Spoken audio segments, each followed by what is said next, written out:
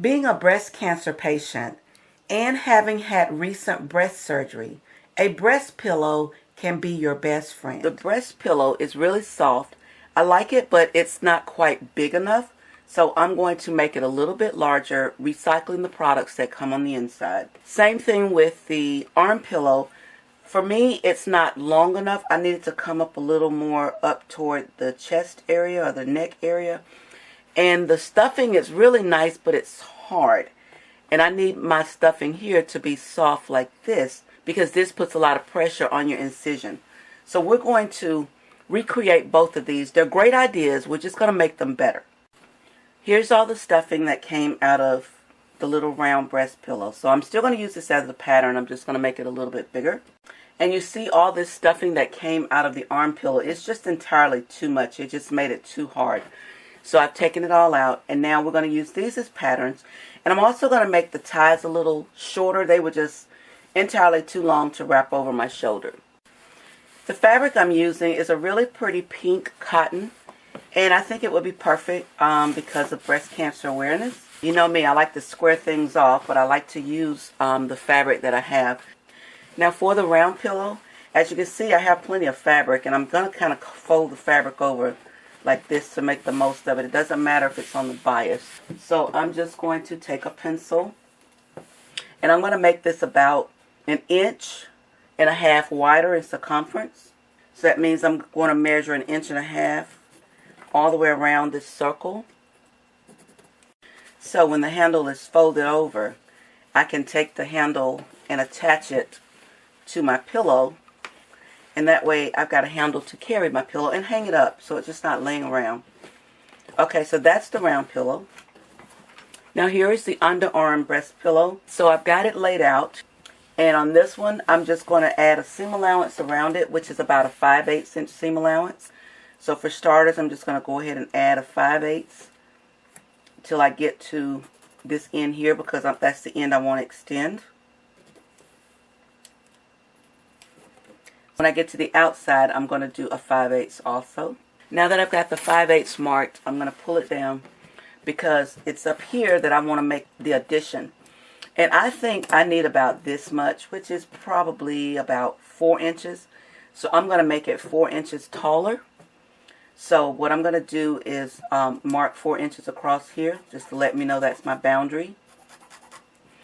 And mark 4 inches on the other side also to let me know that that's my boundary. Now what we're going to do is we're just going to freehand draw this around in a circle to come up to meet my boundary.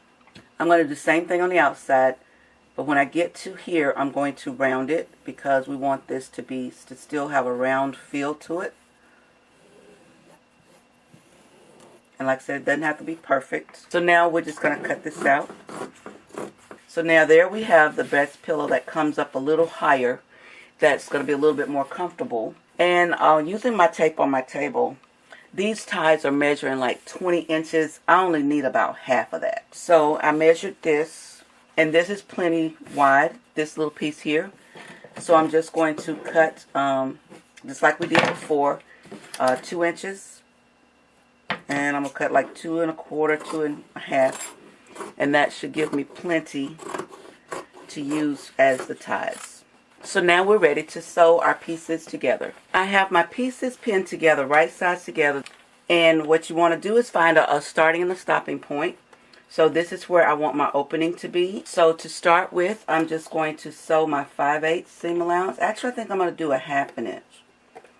And you definitely want to back stitch before you start to make sure you lock it in, because this is where you're going to be putting the stuffing in, and you don't want it to tear apart. And as you see, when I got back to my opening, I back stitched to make sure it stays in place, and now I got room to put my hand in and to turn it. As far as the underarm pillow goes, we're going to do the same thing, but on the outside of the outer portion of the pillow is where I'm going to leave the opening. And as well, the same thing on the arm pillow. I backstitched the openings as well, and that gives me room to insert my stuffing. When turning and pressing circles, you don't want this little fold area you're going to get. So you want to clip your corners kind of just like this, clip all your curves because if you don't clip it, it's not going to turn correctly. Now I've got both of my pieces clipped. The section that I left open for the stuffing, I'm not going to cut the ends off. But now I'm just going to go around and just trim off the part that I cut so that we don't have the extra fabric in there. Here I have them folded together with the ends together, and then I'm going to fold them on top of each other, and I'm just going to do a top stitch. I'm going to raise my presser foot and turn the strap, sew across the top, and then I'm going to turn it again, and now I'm going to come down on the other side and make it nice and sturdy. Now I've completed all three of my straps, so I'm going to clip just where they were joined to separate the straps. Just clip those stitches. So one is for the pillow and the other two are for the arm pillow. Or mistakes in sewing happen, and I completely forgot about adding my straps. So I want my straps to come out here, one on each end. So what I'm going to do is I'm going to take the seam ripper and I'm going to open up that stitch. And I'm opening up just enough to stick the strap inside there. I'm going to take the clean pretty side and I'm going to stick it inside of the pillow. And I'm just forcing it in there. Okay, now that I've got it in, I can see the strap right here. I'm leaving out just enough that I can go back and sew around that. So I'm going to repeat the same thing for the other side. Now for the round pillow, what I did is I folded it in half.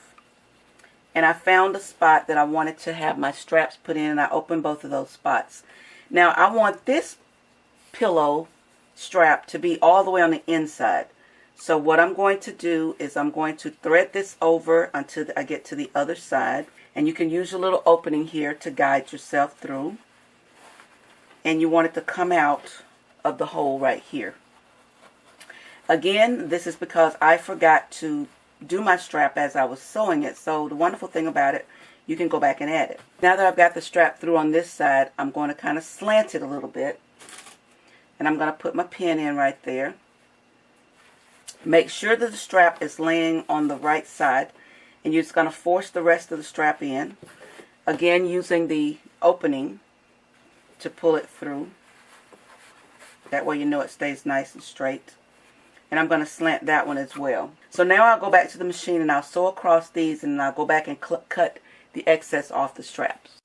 So I've closed up the ends where I had added my straps back. So I'm going to clip off the excess of the strap. Same thing on the round pillow. Cut the excess off. Now we're ready to turn our pillow. So I'm just going to go ahead and turn the round one. And when you turn it, you want to take your fingers and ride them around. Just kind of finger press it by stretching that excess fabric out. So there's our round pillow turned. So now I'm going to turn the arm pillow. And you'll do the same thing by taking your finger and running it around the edge of everywhere you sewed. So now what you're going to do is you're going to grab your stuffing. Now this is the stuffing that came out of the little pillow. So I'm going to put this stuffing back in here, and we're probably going to have to add some more. So now that I've got the stuffing in there, I'll come in now and just kind of take it and press it down along the edges. I'm going to take the bag of stuffing that I had left from the other pillow and add some more to this one, because remember we made this one a little bigger. Once you got it stuffed, now you're going to take those tail ends that you left out. You're going to close them in like so. And what I like to do is pin them in place. Now remember, this was this one here. So we're going to go ahead and start stuffing. And when I stuff this pillow, I'm going to stuff all the way up to the tip first. And you want to stuff it to a firmness that's comfortable for you, because you don't want to hurt yourself, because your incision can be very sensitive, especially if you had lymph nodes removed. So we can see it's coming together, and I want it to be about the same firmness as this. So we see we're getting there. So we're going to do the same thing on this pillow that we did for the round breast pillow. You're going to fold your ends down like so and pin them in place. Now there's a couple of ways that you can close this up. I'm going to do it the simple way, which is on the machine. But if you want to make it nice and neat, if you're giving this as a gift, you want to do a running stitch. But I'm going to show you how to fix these on the sewing machine.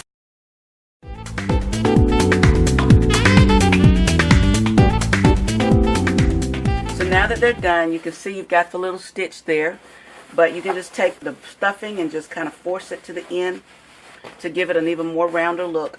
And here's the one that I did on the arm pillow, and it's fine. And this is really cool because now this will fit my arm a lot better, and it'll be a lot more comfortable, and I don't have the excess ties. So this is what this one looks like. So I hope you try it. Happy sewing.